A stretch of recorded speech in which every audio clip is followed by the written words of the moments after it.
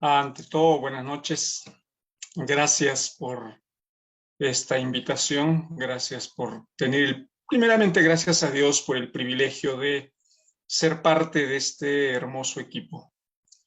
Y bueno, como bien ya lo dijo Katia, hoy día vamos a ver un tema legal, la parte legal acerca de la legislación, la adopción en la legislación peruana.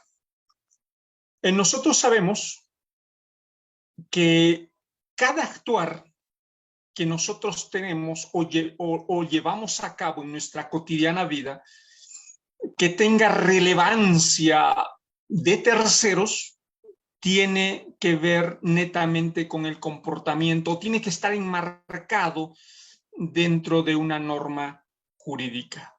Y la adopción, al ser una figura jurídica, también tiene que estar enmarcado dentro de la legislación peruana.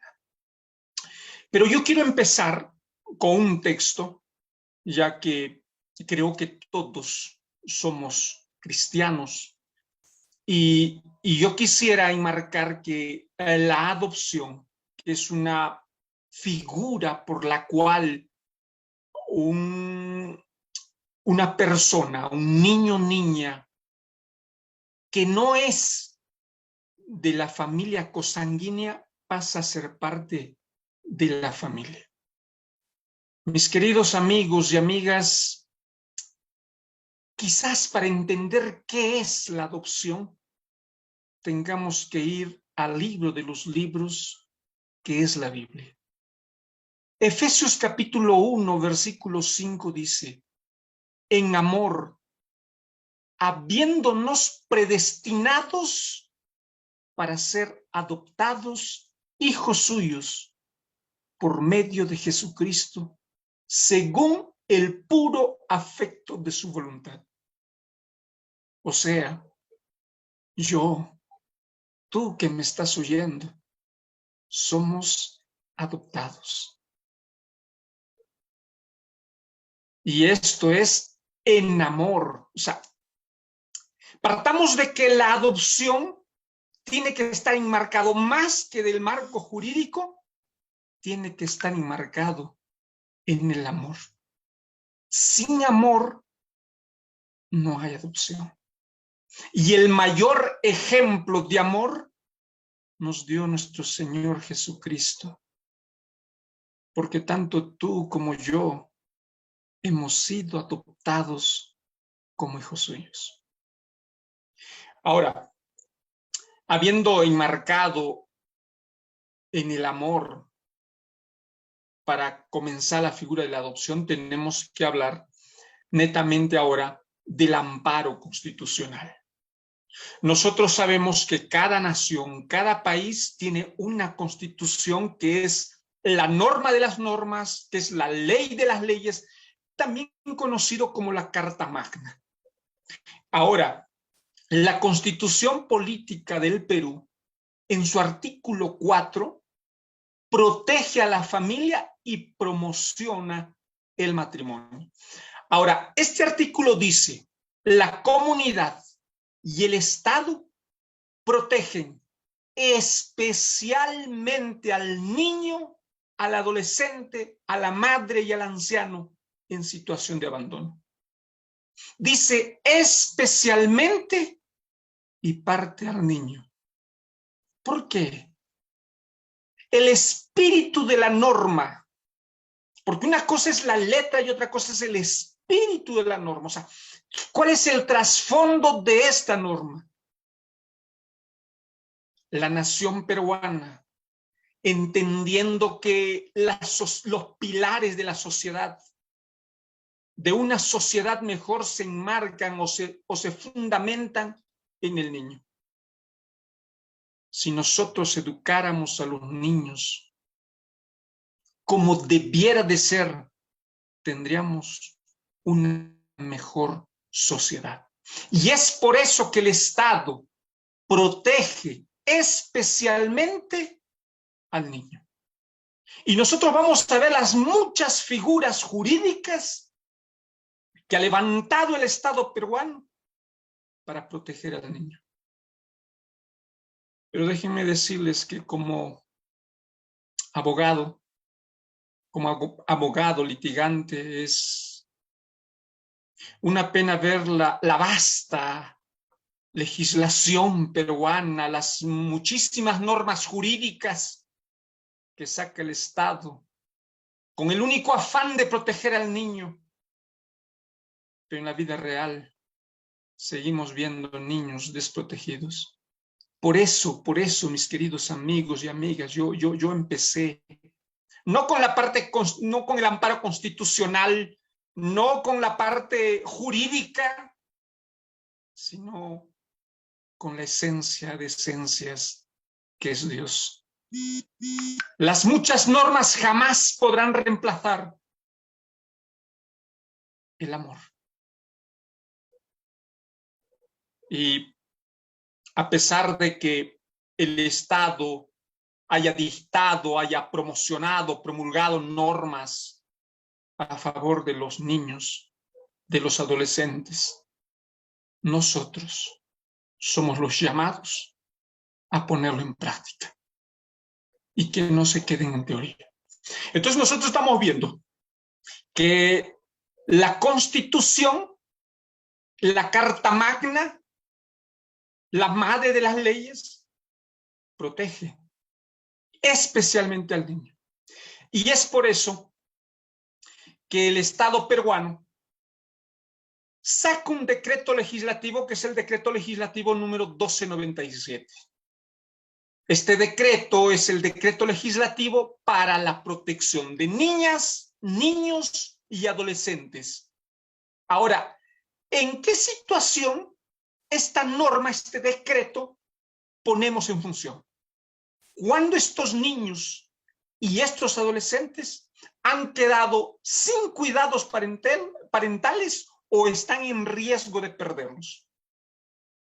Ahí es donde ustedes saben que el niño y la niña, los primeros llamados a proteger su seguridad jurídica, su seguridad física, psicológica, económica de los niños, es el padre y la madre.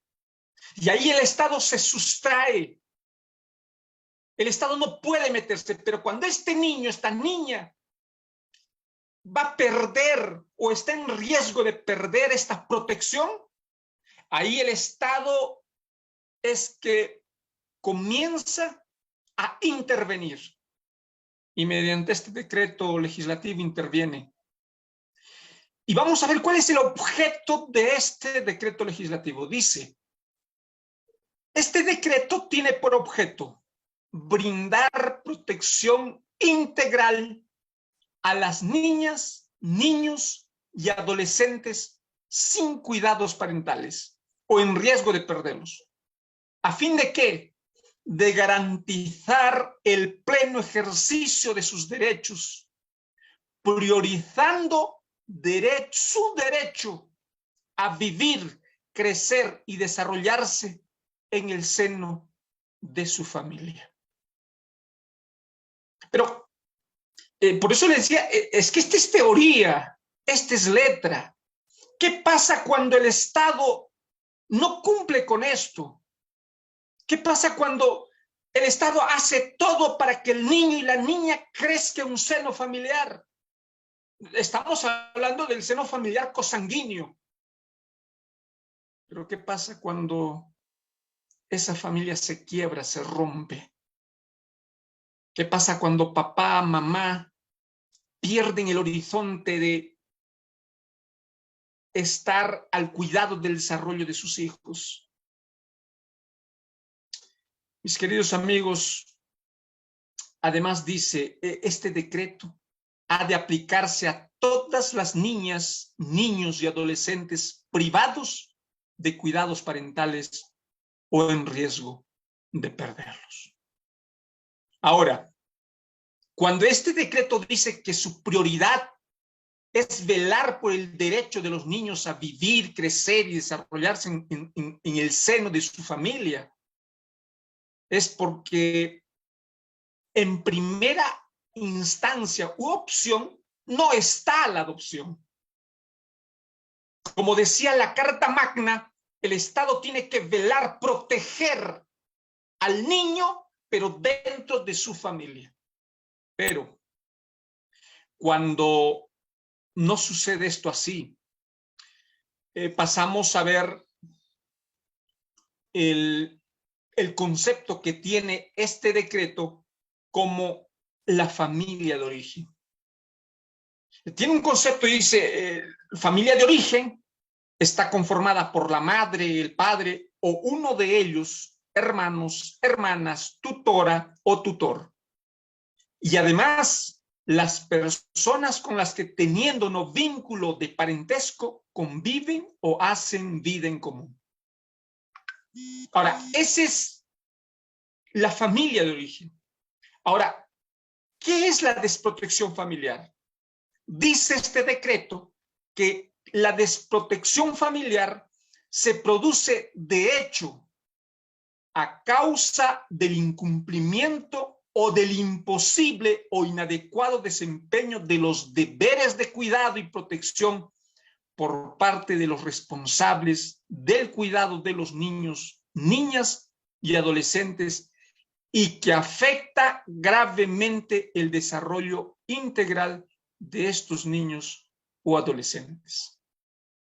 Entonces, cuando el Estado ve que el niño o la niña no está siendo protegido o los padres no están cumpliendo con los deberes de cuidado, entonces el Estado declara en desprotección familiar a estos niños o niñas y adolescentes. Ahora, desprotección familiar, también tenemos que entender este concepto. La pobreza, la situación de pobreza, en ningún caso justifica por sí sola la separación del niño o la niña o el adolescente de su familia de origen, ni constituye desprotección familiar. Muchas veces nosotros hemos visto que podemos ir a los lugares, a los sitios rurales, donde podemos ver muchos niños, niñas en extrema pobreza, y son muchos los que traen de ahí para poder adoptarlos. Ahora, esta norma dice, por ningún caso la pobreza, la situación de pobreza va a justificar para que el niño o la niña deba de ser separado de su familia y menos poderla declarar en desprotección familiar. ¿Por qué? Porque es responsabilidad del Estado incorporar a estas familias en programas y servicios de protección social. Pero como yo les dije, en primera instancia, esto es teoría. En la vida real, nosotros vemos que el Estado se ha desentendido de estos niños y niñas en extrema pobreza. Pero estando en extrema pobreza, a sabiendas que, porque ya fueron abandonados por papá y mamá no los puede sostener, el Estado impide que solamente el hecho de que esté en una situación de pobreza pueda ser declarado en desprotección para luego darlo en adopción. Asimismo dice, en ningún caso se separa a una niña, niño, adolescente de su familia por la sola razón de su discapacidad o la de cualquiera de sus miembros. Es que este es el Estado. El Estado es una persona jurídica que no tiene sentimientos. En otras palabras, el Estado nunca fue hijo y nunca fue padre. Y comienza a legislar como una persona jurídica que no tiene sentimientos, que no tiene pensamientos, porque en la vida real nosotros podemos ver que hay muchos niños, muchas niñas, que ya sea en extrema pobreza o ya sea porque tienen alguna discapacidad, y habiendo familias pudientes económicamente que quieren velar por ellos, pero tristemente lo tienen que hacer solamente como una dádiva y no poderlos traer a su seno familiar. Asimismo, esta norma ha encerrado dentro de sus ordenamientos el acogimiento familiar. ¿Qué es el acogimiento familiar? Mis queridos amigos y amigas, cuando un niño, una niña es declarado en desprotección familiar, viene el acogimiento familiar. El acogimiento familiar es una medida de protección que se aplica de acuerdo con el principio de idoneidad, que se desarrolla en una familia acogedora mientras se trabaja para eliminar las circunstancias que generaron la desprotección familiar. O sea, ¿cuándo puede entrar en desprotección familiar un niño o una niña? Yo, con mi esposa, tomamos, bebemos, no cuidamos a nuestra menor niña, y nuestra menor niña, póngase que sufrió violación sexual porque el padre y la madre estuvieron bebiendo. Viene la unidad de protección, que es la UPE, que protege a la niña y automáticamente da cuenta a la fiscalía, y la fiscalía al juzgado de familia, para que el niño sea declarado en desprotección familiar. Pero mientras tanto, el niño debería de ser llevado a un albergue. Pero si hay una familia acogedora que dice, yo quiero acoger a ese niño, a esa niña, mientras se eliminan las circunstancias, mientras papá, mamá pasan terapia, buscan trabajo, y de pronto, habiendo pasado la terapia psicológica, prueban de que están en condiciones de volver a tener ese niño, entonces se acaba la figura del acogimiento familiar. ¿Listo? Ese es el acogimiento familiar. Mientras el niño, porque esto de declarar en desprotección familiar es un proceso, y muchas veces es un proceso largo. Mientras tanto, el niño puede ir a una familia acogedora. Ahora, después de esa medida, el niño, en caso de que los padres no eliminaran las circunstancias por las que le van a declarar a los niños en desprotección, el niño puede tener la condición de adoptabilidad. Ahora, la adoptabilidad es la condición que adquiere la niña, niño o adolescente declarado en desprotección familiar. Y esto se determina mediante una evaluación psicosocial, que la adopción es la medida de protección más idónea para garantizar el desarrollo integral de la niña, niño o adolescente. O sea, no solamente es que el niño se haya probado de que está en desprotección familiar, incluso que esté declarado judicialmente en desprotección familiar, sino que se necesita que una evaluación psicosocial para decir que ese niño, esa niña que ha sido declarado en desprotección, tiene la condición de adoptabilidad. Por eso ustedes pueden ver muchos niños en albergues y que uno quiere adoptarlos, pero muchas veces estas evaluaciones psicosociales dicen ese niño no tiene la condición, no ha adquirido la condición de adoptabilidad, o simplemente es la burocracia que impide que estos niños tengan un hogar. Asimismo, después de que haya pasado el niño o niña por un proceso de desprotección familiar, y mientras tanto estaba en su condición de una familia acogedora, y después ha sido declarado en condición de adoptabilidad, recién viene la figura de la adopción. La adopción es una medida de protección. Ustedes se dan cuenta que la figura del acogimiento familiar es una medida de protección, pero esa medida de protección es temporal, pero la adopción es una medida de protección e integración familiar de carácter definitivo. Por esto por esta medida de protección que es de carácter definitivo, es que se tiene que velar a la persona más idónea, tanto para adoptar como el niño más idóneo para ser adoptado. Esta medida es garantista y excepcional. Ojo, es excepcional. Por eso es que en los albergues nosotros vemos niñas y niñas que tristemente no pueden volver o no pueden volver a tener un hogar, no pueden volver a crecer un seno familiar y alcanzan su mayoría de edad sin haber gozado de una familia. ¿Por qué? Porque el Estado ha dicho que la adopción es excepcional.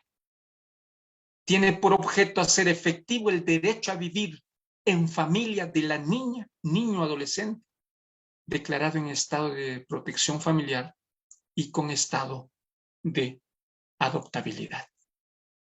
Ahora, pasamos al artículo 5, donde nos hablan de los derechos de las niñas, niños y adolescentes en riesgo o desprotección familiar. ¿Qué derechos tienen estos niños cuando van a ser declarados antes de que sean declarados en desprotección familiar? La actuación estatal, primero, debe garantizar el ejercicio de todos los derechos reconocidos en la legislación nacional a las niñas, a los niños y adolescentes. Especialmente, ¿qué derechos? Primero, a la vida familiar libre de injerencias debidas. Segundo, ser protegido en forma inmediata, de preferencia en su familia. Esto es, cuando el padre y la madre han sido denunciados por violencia familiar, ambos han descuidado al menor, ambos han golpeado al menor, lo primero que hace el Estado es declararlo en desprotección, pero lo primero que tiene que hacer es proteger de forma inmediata a este niño, pero de preferencia dentro de su familia. O sea, un tío, una tía puede apersonarse para ser esa familia acogedora, para temporalmente hacerse cargo de este menor. ¿Listo? Asimismo, tiene derecho a la identidad, para lo cual se adoptan las acciones necesarias para que la niña, niño o adolescente cuente con documentos de identidad. Asimismo, tiene el derecho a mantener relaciones personales con su familia y otras personas cercanas como amigos o vecinos. ¿Listo? Ellos no pierden el derecho a relacionarse con su familia. Asimismo, tienen derecho a contar con un defensor público que le brinde asesoría especializada y lo represente durante la actuación estatal. Estamos hablando durante el proceso donde se le va a declarar en desprotección familiar. Asimismo, el niño, la niña, tiene el derecho a opinar, a ser escuchado y que dicha opinión sea tomada en cuenta en todas las decisiones que se tomen, así como en la elaboración del plan del trabajo individual. Asimismo, tienen el derecho de ser informados de las medidas de protección dispuestas a su favor sobre la situación de los miembros de su familia, así como del estado del procedimiento. Estos derechos, mis queridos amigos y amigas, tristemente no se cumplen. Tienen el derecho a ser protegidos de forma de ser protegidos contra toda forma de violencia física, sexual o económica o psicológica. Asimismo, tienen derecho a la reserva de las actuaciones, la protección de su identidad y la confidencialidad del procedimiento.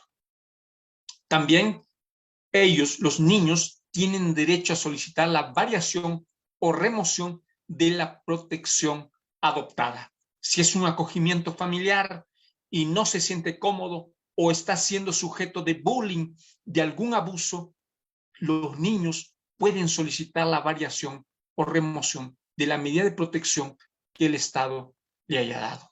Asimismo, tienen derecho a formular quejas o peticiones a la autoridad competente directamente a través del equipo responsable del seguimiento de las medidas de protección.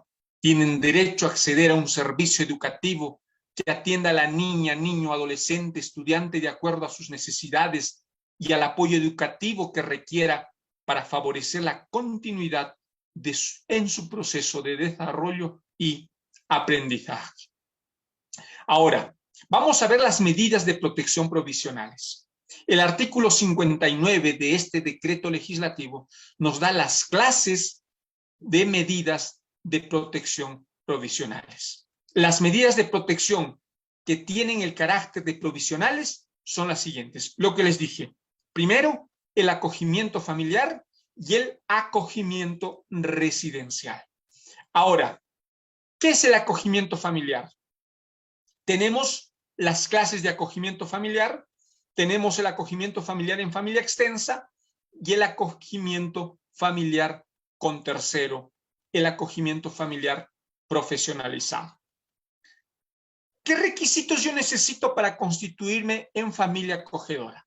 Primero, las personas que deseen constituirse en familia acogedora deben cumplir los siguientes requisitos.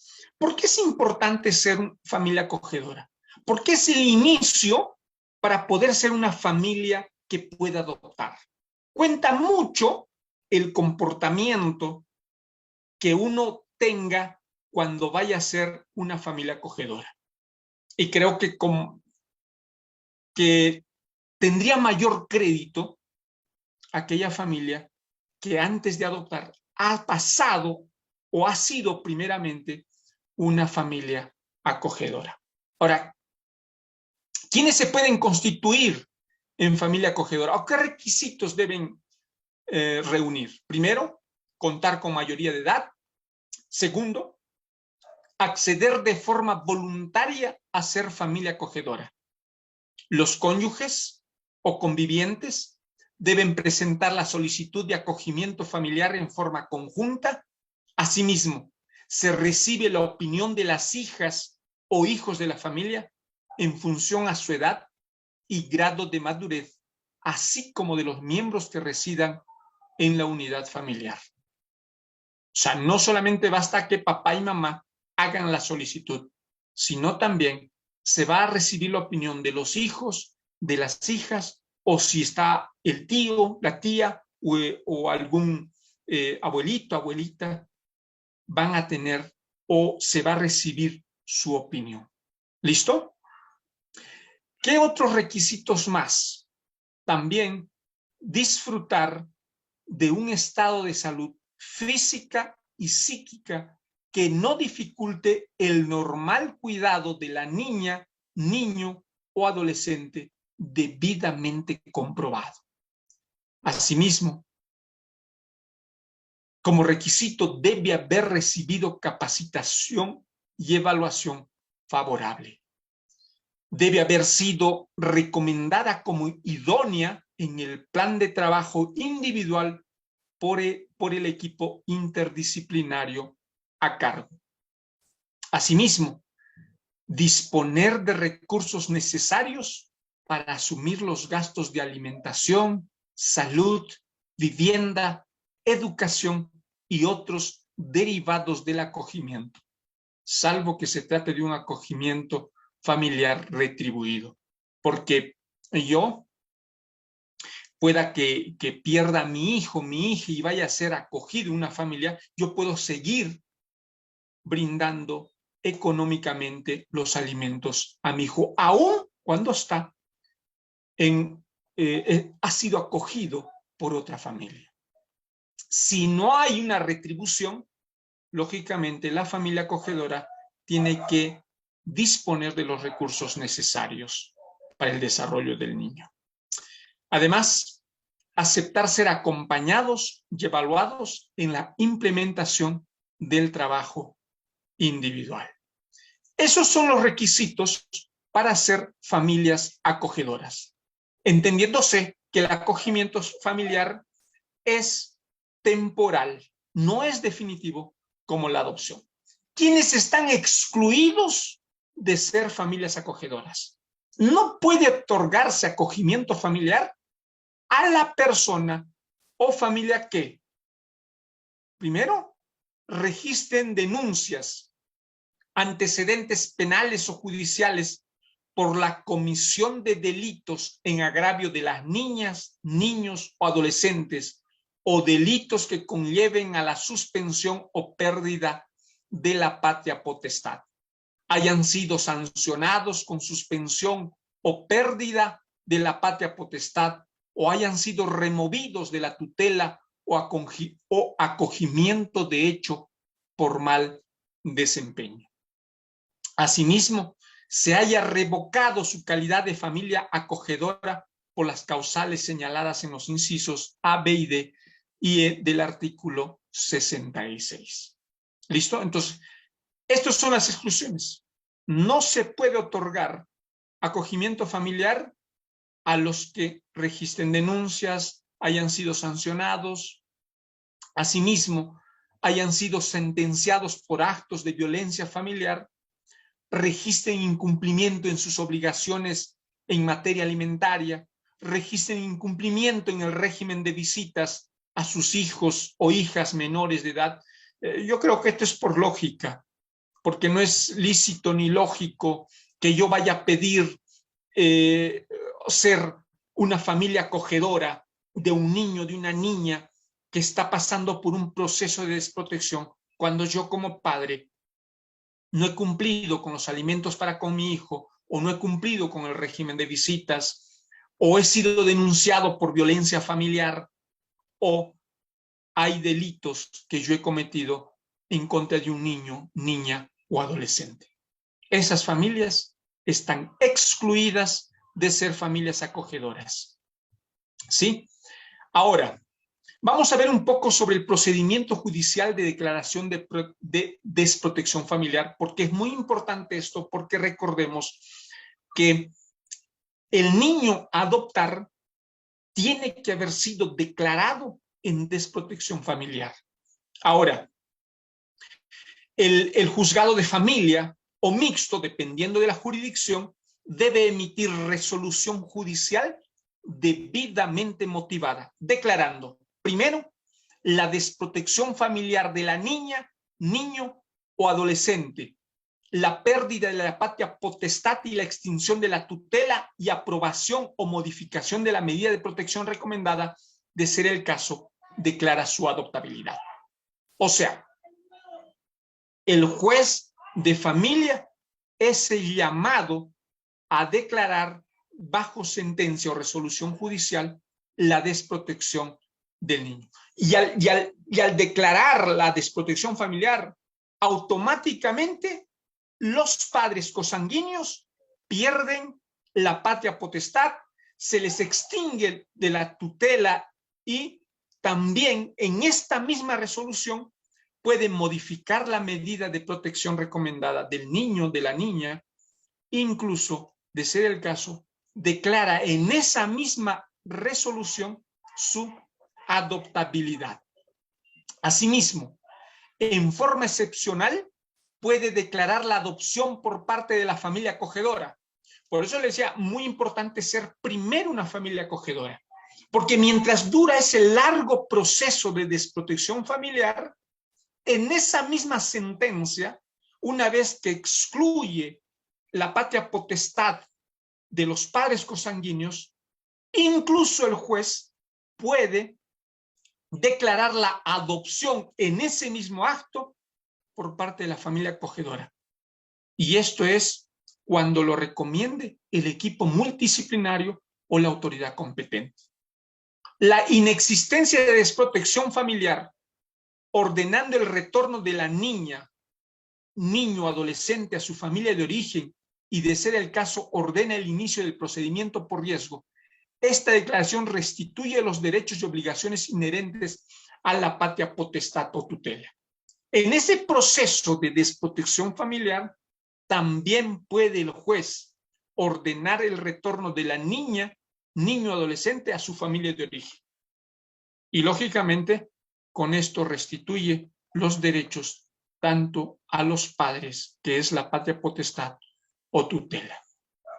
Ahora, ¿cuáles son las medidas de protección declarada la desprotección familiar? O sea, una vez que el niño o la niña ya ha sido declarado en desprotección familiar, vienen estos tipos de medidas de protección.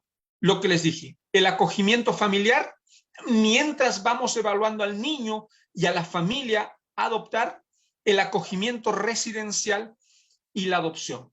El acogimiento familiar es cuando lo mandamos a una familia, el acogimiento residencial es cuando lo mandamos a un albergue o alguna institución, y la adopción es cuando definitivamente el niño va a vivir en un seno familiar. Y por eso nosotros vamos a ver exclusivamente la adopción. Ya vimos los requisitos que necesitamos para ser una familia acogedora y las exclusiones. Ahora vamos a ver las personas que pueden solicitar la adopción. Pueden solicitar la adopción de una niña, niño o adolescente, primero los cónyuges, integrantes de una unión de hecho con declaración notarial vigente, asimismo personas que deseen conformar una familia monoparental. Ahora, ¿cuáles son los requisitos para la adopción? Las familias o personas interesadas en adoptar deben, primero, contar entre 25 y 62 años de edad. La edad máxima puede ampliarse excepcionalmente por razones debidamente justificadas en función del interés superior del niño. Además, como otro requisito, deben acceder voluntariamente a la adopción en forma escrita. Los cónyuges o integrantes de unión de hecho deben presentar la solicitud de adopción en forma conjunta. Tienen que contar con la declaración de idoneidad. Ahora, ¿cuáles son los efectos de la adopción? Esto, mis queridos amigos y amigas, debe de quedar muy claro. Para los efectos de la presente ley, mediante la adopción, la niña, niño o adolescente declarado en estado de desprotección familiar y adoptabilidad conforma una familia con él, los adoptantes, constituyéndose en parte de esta, con todos los derechos y obligaciones en calidad de hijo o hija, extinguiéndose a la vez cualquier efecto legal por razón de parentesco con sus ascendientes o colaterales cosanguíneos. Mis queridos amigos, mis queridas amigas, como nosotros podemos ver, mediante la adopción, el niño deja de ser parte de su familia cosanguínea. En otras palabras, se le arranca completamente para pasar a ser parte de una nueva familia. Esto, mis queridos amigos, es muy trascendental, porque los que anhelamos adoptar un niño, una niña, tenemos que tener bien claro el concepto de lo que es ser padre, de lo que es ser madre y de lo que un niño o una niña va a necesitar como hijo. Hijo. La adopción es de carácter pleno, indivisible y establece de manera irrevocable la relación paterno-filial entre el o la adoptante y el adoptado. Desde ese momento, el niño o la niña deja de ser llamado hijo adoptado para solamente llamarse hijo. Y como hijo, tiene derecho al apellido, tiene el derecho a la herencia, tiene todos los derechos y todo el afecto que debe recibir como hijo. Muchas veces, muchos adoptan niños, niñas, para volverlos sus empleados, sus sirvientes. Y cuando hay un hijo o hija cosanguíneo, siempre hacen la diferencia entre el adoptado y el cosanguíneo. Cuando se debería de desterrar esa diferencia y entender plenamente de lo que significa la adopción. Y esto es amor.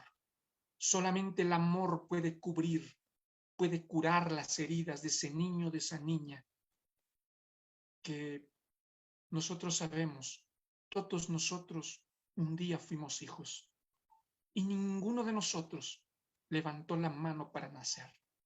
Nacimos. Dichosos somos los que nos hemos criado en un seno familiar. Sinceramente no sé lo que es vivir en un albergue o lo que es vivir esperando ser adoptado, esperando una familia, esperando solamente amor. Mis queridos amigos, es necesario saber quiénes constituyen el Consejo Nacional de Adopciones. El Consejo Nacional de Adopciones está conformado de la siguiente manera: 3 representantes del Ministerio de la Mujer y Poblaciones Vulnerables, a través de sus autoridades competentes en materia de niñez y adolescencia. Además, un representante del Ministerio de Salud, un representante del Ministerio de Justicia y Derechos Humanos, un representante del Colegio de Psicólogos del Perú, asimismo un representante del Colegio de Abogados de Lima, un representante del Poder Judicial. Todos estos son designados, la designación de estos integrantes que vienen a formar parte del Consejo Nacional de Adopciones es ad honorem y tiene una vigencia de 2 años y sus funciones se señalan en su reglamento. ¿Cuáles son las etapas de adopción? El procedimiento administrativo de adopción de niñas, niños y adolescentes que cuentan con declaración del estado de desprotección y situación de adoptabilidad comprende 4 etapas. Primera etapa, evaluación. Segunda etapa, designación. Tercera etapa, integración familiar. Y cuarta etapa, posadopción. La evaluación se entiende que es al que va a adoptar y al adoptado. La designación, al que va a adoptar, la familia que va a adoptar y al niño o niña que se va a adoptar. La integración familiar es la tercera parte, donde ya el niño y la niña pasa a ser parte de una familia. Y la posadopción es el cuidado que hace el Consejo Nacional de Adopciones o la autoridad competente para ver cómo está siendo adoptado este niño o niña. Mis queridos amigos y amigas, ha sido un privilegio poderles compartir un poquito de la legislación peruana o de este decreto. La legislación es vasta. Cada entidad tiene sus respectivos reglamentos que se tienen que cumplir. Muchísimas gracias. Que Dios los bendiga.